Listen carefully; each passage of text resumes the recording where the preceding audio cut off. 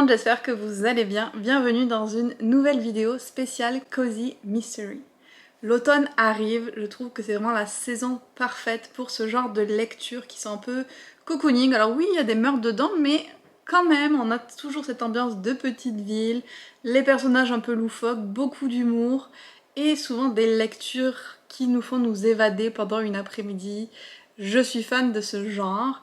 Et au fil des années, j'en ai lu quand même plusieurs, mais alors là, en 2023, j'ai une pile à lire pour l'automne de Cozy Mystery, vous allez pas en revenir. Je sais pas si je lirai tout, mais j'avais envie de vous en parler parce que je suis hyper impatiente et les résumés me donnaient trop envie. Puis je me suis dit qu'en même temps, j'allais en profiter pour vous parler de certaines séries que j'ai déjà en cours ou commencé et que je vous recommande d'essayer. On va commencer avec le classique du classique du classique. Agatha Raisin. Elle est indétrônable pour moi, c'est la base du Cozy Mystery, parce qu'après il y a plein de variations qui existent, mais ça pour moi c'est la base. Agatha, qui est une femme d'une cinquantaine d'années, qui n'a pas le caractère le plus facile, qui décide d'aller prendre sa retraite dans les Cotswolds, en Angleterre, dans un petit village, et elle attire le meurtre partout où elle va, parce que c'est fou ce qui se passe dans un petit village d'Angleterre, on croirait pas, mais il y a beaucoup de choses. Et elle mène, bon gré mal gré, les enquêtes, au fil de ses déboires amoureux aussi. Je sais pas comment elle fait, mais elle finit par trouver le meurtrier à chaque fois, ou plutôt c'est lui ou elle qui la trouve. Elle se met dans des situations rocambolesques, et c'est un régal à lire, c'est plein d'humour. Les petites couvertures sont très sympas, ça ne gâche rien. Je les lis en livre audio en principe, et j'en suis, je pense, au 12e ou 13e. Mais j'avais envie d'avoir le premier en papier juste pour l'avoir dans mes étagères, et avoir une trace physique de cette série que j'aime beaucoup. Une autre série que j'ai commencé, j'ai lu juste le premier tome par contre et je l'ai prêté à une amie, donc je vous mettrai l'image là, c'est Les Dames de Marlowe Enquête, où là on suit, je pense que c'est 3 ou 4 femmes d'un certain âge, dans un petit village toujours, qui vont se retrouver mêlées, encore une fois, à des meurtres. On ne s'ennuie pas dans les villages d'Angleterre, moi c'est ça que je retiens. Et là, le personnage principal en particulier, c'est une passionnée de mots croisés et qui a un passé assez mystérieux, très intriguant. Les personnages étaient vraiment attachants et peut-être que je lirai le deuxième tome qui est sorti en français cet automne, si ma pile à lire me le permet. Ça, c'était deux de mes séries de Cozy Mystery préférées dont je voulais vous parler. Il me semble que Caro from London a fait une vidéo où elle parle de plein de séries que je trouve vraiment chouettes, donc je vous la mettrai dans la barre d'infos aussi si vous voulez plus de recommandations. Mais maintenant je vais me concentrer sur ceux de ma pile à lire qui font la majorité de cette vidéo, comme vous l'aurez compris, parce que il y en a vraiment beaucoup, plus que je ne pourrais sans doute en lire, mais j'avais envie de vous en parler. Le premier, c'est Vera Wang's Unsolicited Advice for Murder. J'ai trop craqué sur la couverture et le titre, c'est souvent ça en fait qui nous attire vers les Cozy Mystery, je trouve, c'est les titres.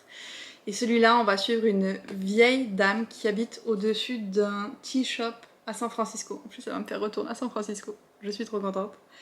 Et à un moment, elle va tomber sur un cadavre et elle va décider d'enquêter d'une façon assez particulière qui va lui permettre en même temps de se lier d'amitié, de découvrir les histoires des clients du salon de thé. Donc je pense que ça va être délicieux à lire. En plus, le thé, vous le savez, c'est ma passion. Il me fait hyper envie, je pense que ça va être un de mes prioritaires à lire. Et peut-être un de ceux un peu plus sérieux ou moins rocambolesques, mais c'est une supposition, on verra ce qu'il en est. J'ai aussi celui que je me suis acheté, il est ici, dans le Maine que je vous avais montré dans mon vlog, A Deadly Delation, A Booktown Mystery. Alors je vous dirais que la première chose qui m'a plu c'est la couverture, avec le petit chat, les feuilles d'automne, je me suis dit ça va être parfait pour le Pumpkin Autumn Challenge. Et puis après Booktown, des livres qui parlent de livres, je suis toujours pour. On est Tricia, qui est une libraire qui doit avoir quand même une certaine expérience dans les meurtres parce que ce n'est pas le premier tome, mais je me suis dit c'est pas grave. Et apparemment elle avait comme deux prétendants, un des deux lui a fait une proposition de mariage, mais elle le retrouve mort. Il a été renversé par une voiture. Et il se trouve que le FBI va venir enquêter parce que ce gars-là était dans le programme de protection des témoins. Donc, il s'en passe vraiment encore une fois beaucoup de choses. Programme de protection des témoins, meurtre au volant, deux amoureux pour la petite madame. Je sais pas quel est leur passé, mais elle a l'air d'avoir une vie bien remplie et j'ai hâte de m'y plonger. Dans le même genre, l'an dernier quand on est allé voir mon ami à Boston et qu'on s'était arrêté dans un café du Vermont. J'avais trouvé une série quasiment complète de romans de Cozy Mystery, une vingtaine, et je les ai pris. Il s'agit de la série Coffee House Mystery, le premier étant On What Ground, et puis ils ont tous des titres un peu reliés au café. Rust Mortem, Murder by Mocha, Decaffeinated Corpse, Through the Grinder, Latte Trouble. J'adore les petits jeux de mots comme ça, je suis fan. Donc c'est un peu la même version que La Libraire, mais là on a une jeune femme qui s'occupe d'un café dans une petite ville et qui va se retrouver mêlée encore à plein d'histoires de meurtres. Alors je sais plus dans le premier si c'est quelqu'un qui travaille pour elle ou l'ancien propriétaire du café qui va mourir, mais elle va enquêter et il y en a, comme je vous disais, une vingtaine que j'ai, donc largement de quoi faire, mais je me dis si j'aime bien ça pourrait être sympa de les binger, on sait jamais. Vous me direz si vous aimeriez un petit vlog dédié à cette série ou un vlog où j'en teste un maximum de différents aussi. 2 idées, dites-moi dans les commentaires qu'est-ce que vous préféreriez. Et en papier, le dernier que j'ai à vous montrer et que j'ai acheté il y a tellement d'années que je ne peux pas le dire, c'est Brownies and Broomsticks. Et alors là, c'est le tiercé gagnant parce qu'on a le Cozy Mystery, on a la petite boutique locale et on a de la magie. Genre, que demander de plus? J'ai tout ce que je veux là-dedans. Donc une jeune femme qui va se trouver dans une situation difficile, perd son travail et tout ça, et qui va aller travailler avec sa tante dans sa bakery, pâtisserie. Sauf qu'elle va découvrir que sa tante, elle fait de la magie et qu'elle en met un petit peu dans tout ce qu'elle cuisine. Et à un moment, il va y avoir un client qui va mourir. Et pour éviter que les soupçons ne se portent sur quelqu'un de sa famille, Katie, le personnage principal, va décider d'enquêter. Avec le côté sorcière en plus là-dedans, je suis enchantée, ravie, et c'est une lecture parfaite pour l'automne. Et la dernière partie de cette vidéo, je vais vous parler de ce que j'ai pris sur Kindle. Il y en avait beaucoup. Il y a quelque chose qui s'appelle Stuff Your Kindle Day, qui existe pour la romance, où pendant un jour dans l'année ou deux, vous pouvez avoir plein de romances Kindle gratuites. Et j'ai découvert cette année qu'il y avait la même version pour les Cozy Mystery. J'en ai pris quelques-uns, je vais pas vous dire combien, vous allez le voir avec la vidéo, mais je vais vous en parler, et même s'ils sont sur ma Kindle et que j'ai tendance à oublier les livres qu'il y a dessus parce que je les vois pas, je vais essayer quand même d'en lire un maximum dans l'automne. Le premier, on reste dans le thème du café, c'est Death by Dark Roast, an English Cozy Mystery, donc celui-là en Angleterre. On a une jeune femme, Sophie, qui est manager d'un café et qui, lors d'un festival de nourriture annuel, comme dans Agatha Raisin en fait, va trouver un homme qui est mort, un client qu'elle connaissait du village. Et donc avec l'aide de ses collègues, des autres personnes qui ont des stands et tout ça, elle va essayer de découvrir qui aurait pu tuer cette personne-là qui était sans histoire et qui était appréciée de tout le monde. Celui-là, ce qui m'a particulièrement attirée, on va dire, au-delà des couvertures kitsch que j'adore à chaque fois, c'était le côté toujours la personne principale à un café. Je lis ça, moi déjà je veux lire, je vais pas chercher bien loin. Alors là j'en ai quelques-uns de Noël, donc je vais les garder, je vous en parlerai pour ma pile à lire du Cold Winter Challenge. Le prochain c'est donc Inheriting Murder, a Bob White Mountain Cozy Mystery. Lui j'hésite encore à est-ce que je le lis plus en automne ou en hiver, donc peut-être je le garderai pour novembre. Et cette fois, on retourne dans propriétaire de librairie. C'est comme les deux choix. Soit t'as une boutique de nourriture, soit t'as une librairie dans les Cozy Mystery, apparemment. Et donc c'est une jeune femme qui va hériter de tout ce que possédait sa tante qui vivait dans un village de montagne, incluant une librairie. Et elle va commencer à s'en occuper, mais alors qu'elle arrive sur les lieux, genre où elle avait sa maison et tout ça, avec l'avocat de succession, ils vont trouver un cadavre. Donc c'est pas la meilleure façon d'arriver dans une nouvelle ville. Il y a plein de petites choses qui se passent. En plus je vois que le personnage a de l'anxiété et des attaques de panique. Donc je me dis, ouh, I can relate. C'est quand même plutôt pas mal. Et dans la montagne, je me dis que c'est un petit changement de décor sympa. Petit changement aussi avec Quilting Cozy Mystery, le premier Sewing Suspicion. Donc là on est dans la couture. Une jeune femme qui avait un travail d'avocate dans une grande ville et qui l'abandonne pour retourner vivre avec sa grand-mère dans un petit village, mais il me semble, si j'ai bien lu, que celle-ci va se faire assassiner. Et que donc Alex, l'héroïne, va essayer de comprendre qui aurait pu vouloir du mal à sa grand-mère, qui était la meilleure quilting person. Comment est-ce qu'on traduit quilt en français? Quilting. Piquage, je suis pas très sûre. Bon, je suis pas sûre de la traduction que je trouve, mais c'est le genre où on fait des grosses couvertures et tout ça, genre un peu comme le plaid. Qu'est-ce que c'est la différence entre plaid et quilting? Je sens que je vais découvrir plein de choses avec ce livre-là, parce que moi, l'univers de la couture, c'est très très loin de ce que je connais. Et alors, juste le résumé, il y a comme plein de jeux de mots avec la couture, genre unpicking the strands, she feels threadbare. Ça va être très drôle. Et puis là, j'ai les 3 premiers, donc j'ai de quoi faire. On voyage maintenant à la Nouvelle-Orléans avec The Key to Murder, où là, c'est une jeune femme qui va, pareil, changer de vie, déménager à la Nouvelle-Orléans pour oublier son passé, et dans l'appartement dans lequel elle emménage, elle va trouver des objets étranges que personne ne dit avoir laissés, et en suivant un de ces objets, elle va trouver un cadavre. Qui l'a tué? Est-ce que c'est un rapport avec elle, avec son passé? Elle qui voulait faire table rase et recommencer à zéro, elle se retrouve avec un corps sur les bras. Donc elle va essayer de trouver qui aurait pu commettre ce meurtre et pourquoi. Nouvelle-Orléans, c'est pas mal. J'ai pas lu beaucoup de livres qui s'y passent, mais ça m'intrigue bien. Retour dans l'univers du thé avec A Spot for Earl Slay. Écoutez, j'adore ces jeux de mots nuls comme ça. La couverture, encore une fois, très sympa. Et là, ça change un petit peu parce qu'on a Naomi qui est la mère d'une jeune fille adolescente. Donc, un profil un peu différent, mais toujours quelqu'un qui retourne dans une petite ville et qui, en aménageant, va découvrir un cadavre d'une personne qui n'était pas particulièrement aimée par la communauté, mais disons que c'est pas le meilleur des départs dans la vie de trouver un corps dans sa nouvelle maison. Et donc, un peu poussée par sa fille, elle va se retrouver à enquêter sur cette mort mystérieuse. J'ai l'impression que tous les résumés que je vous dis se ressemblent, mais c'est un peu le but avec les causes mystérieuses aussi.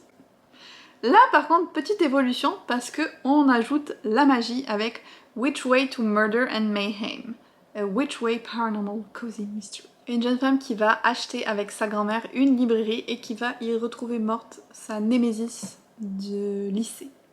Donc elle va faire partie des suspects, elle va essayer de montrer qu'elle n'en est pas une et enquêter avec la petite touche du coup de magie aussi, même si je voyais pas dans le résumé où ça apparaissait, ça va y être. Le prochain me plaît particulièrement parce qu'on dirait qu'il y a un petit enemies to lovers dedans, c'est Positively Poisonous. Donc Paw comme les pattes des chats. Parce que oui, je sais pas si vous avez remarqué, mais il y a quand même beaucoup de chats sur les couvertures aussi.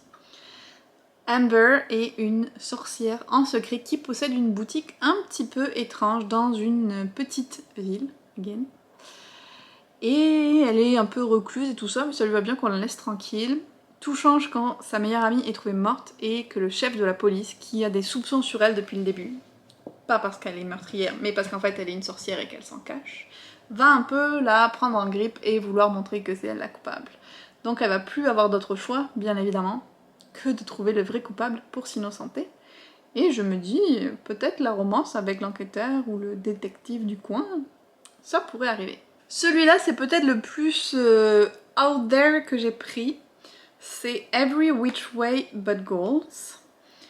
Et ça a l'air quand même assez spécial parce que on arrive dans une ville, alors j'ai pas compris s'il y avait des humains ou si tout était des animaux, mais on nous parle d'une ville où il y a des demi-dragons, où il y a des hérissons enchantés et tout ça, et le personnage principal travaille pour le Animal Control, et c'est un chat qui a été ensorcelé.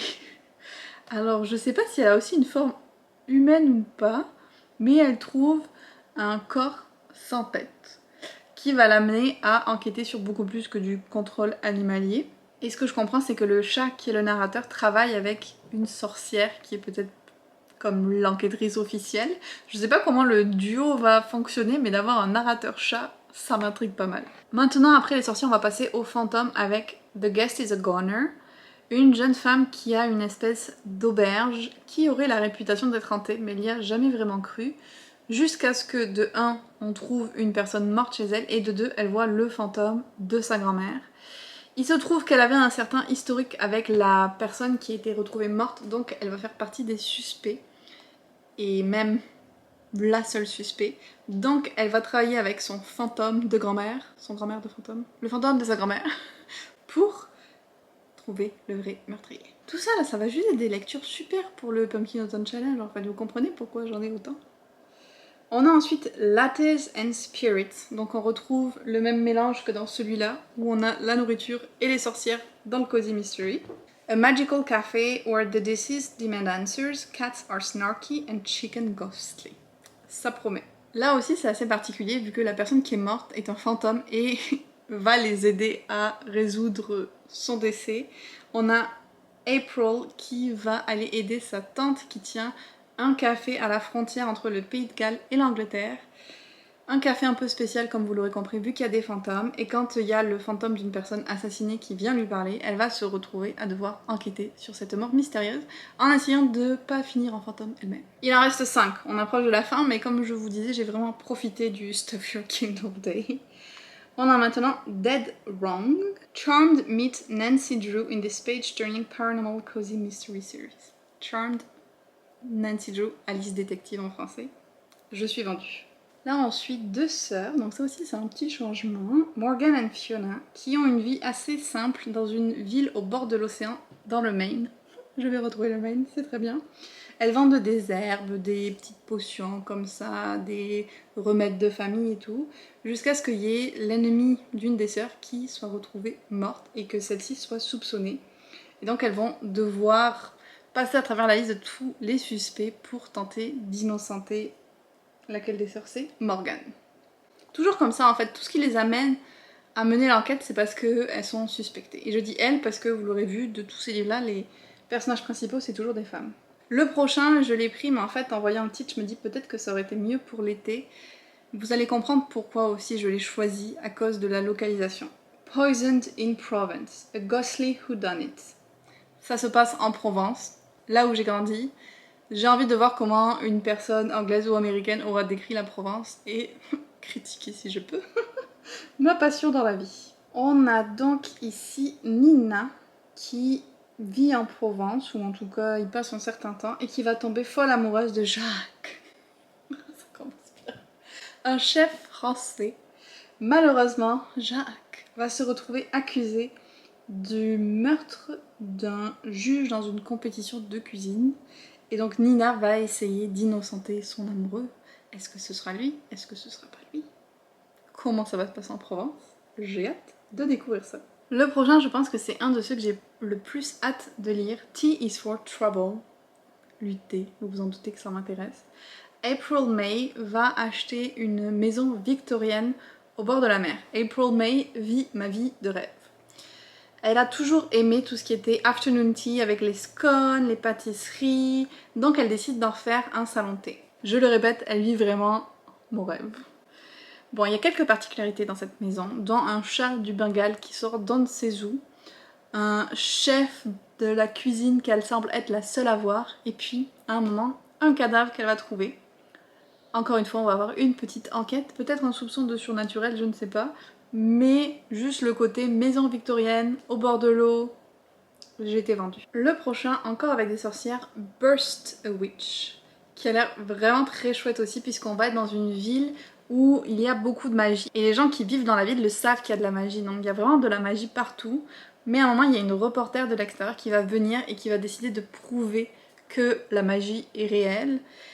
Et elle va être retrouvée morte, bien évidemment, parce qu'il y a des gens qui veulent pas que ça se sache. Donc toute la ville est bouleversée et il y a un métamorphe qui va être accusé du crime que la narratrice apparemment aime bien et va essayer d'innocenter. Donc je trouve que ce côté où il y a vraiment beaucoup de magie, pas juste une personne qui en fait ou quoi, c'est vraiment intéressant aussi. Et le dernier, ça y est, on est arrivé à la fin de ma longue liste. Vous vous en doutez, je ne vais pas tout lire cet automne, mais je ferai le maximum. C'est Ropes and Lost Hopes. Apparemment, c'est une novella prequel où il va y avoir une mort suspecte qui va entraîner une psychic, une voyante, une médium, à aller enquêter sur un tueur. Encore une fois, petit cozy mystery paranormal, pourquoi pas. C'est pas forcément celui que je trouve le plus palpitant, mais il m'intriguait assez pour que j'ajoute à la liste. Et donc, ça y est, on a fait le tour de tous les cozy mystery que j'ai mis dans ma palle. Ça fait vraiment beaucoup. Laissez-moi savoir en commentaire s'il y en a certains dont vous aviez entendu parler ou que je vous ai fait découvrir et qui vous font envie. Peut-être qu'on pourra s'en parler si vous les lisez aussi. Si jamais vous avez envie qu'on passe plus de moments lecture ensemble, des challenges, des reading sprints, des discussions, des lectures communes et avoir accès à du contenu exclusif, n'hésitez pas à rejoindre les Capas sur Patreon. Et puis on se retrouve très bientôt dans une autre vidéo.